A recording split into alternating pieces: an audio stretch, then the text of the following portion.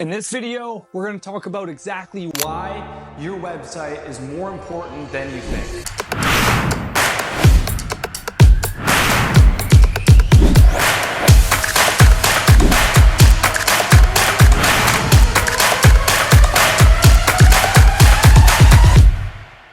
Think of your website as like a hub. Think it's like a hub for retargeting. It's a hub for people to end up at a final destination. So think about it like this. If somebody sees you on Facebook or Instagram just from a post that you made and they click on your profile, what do you have listed? You have your website, maybe you have some other social media channels listed.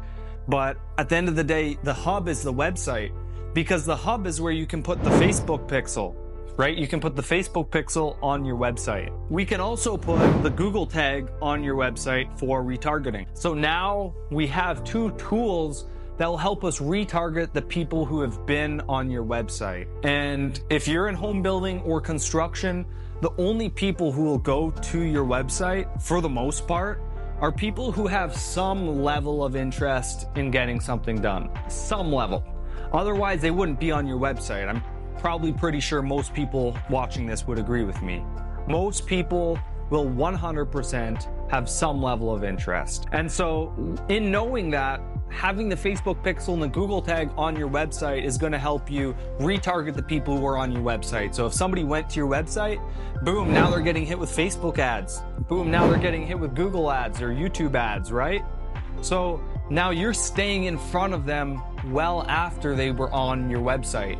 Because the average amount of touch points you need to close a deal is like 8 to 12. So if you have 8 to 12 touch points, which could be the ads, then you will convert a lot of the attention. So if you're in a really huge city, then the retargeting and the ad cost will probably be higher than if you were in the countryside with a place with 50,000 people, right?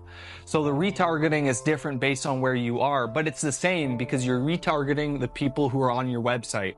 But the thing is that you need a beautiful website. You need a website that's clean, easy to navigate, it loads fast on the Mac or computer, it loads fast on the tablet, it loads fast on the phone. It's all optimized for every type of screen or device. And if that's true and you have a great business, a great offer, then you will start converting most of the traffic. But the reason why I'm saying your website matters so much is because it literally, if you're not doing blogs and you're not actually working on your website to have the graph go up, then your graph is going down, right? And you don't just have a website so it can be a pretty brochure. You literally just have your website to get people to exchange their contact information with you in exchange for the information you gave them on the website. And so there's lots of tips and tricks like ebooks and things that you can give in exchange for their contact details. Because look, people aren't stupid. If they go on a website and they go to the contact form, they know that a salesperson is probably going to phone them.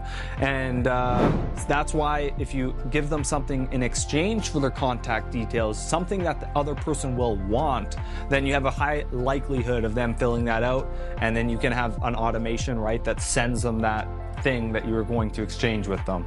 So if you have a bad website, you're not proactive with your website, probably a company who's a year old who does great SEO is probably going to overtake the position.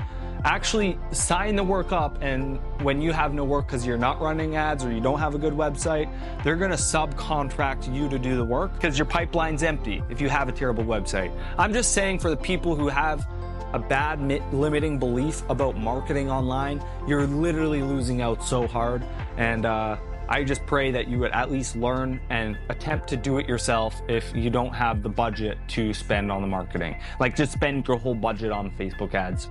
It's better to do it and do it wrong and then learn from it than not do it at all. But for the people who are doing marketing, keep doubling down on it, because seriously, the companies who are 25, 30 years old who haven't really been doing it, they're feeling it right now. And the companies who are newer that I found, that I'm working with, and the companies that I know, they're thriving just because they have the attention.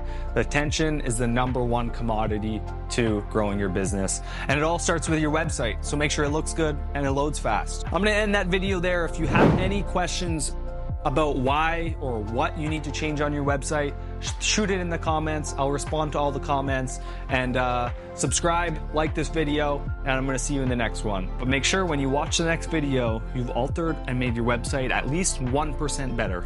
All right, thanks for watching.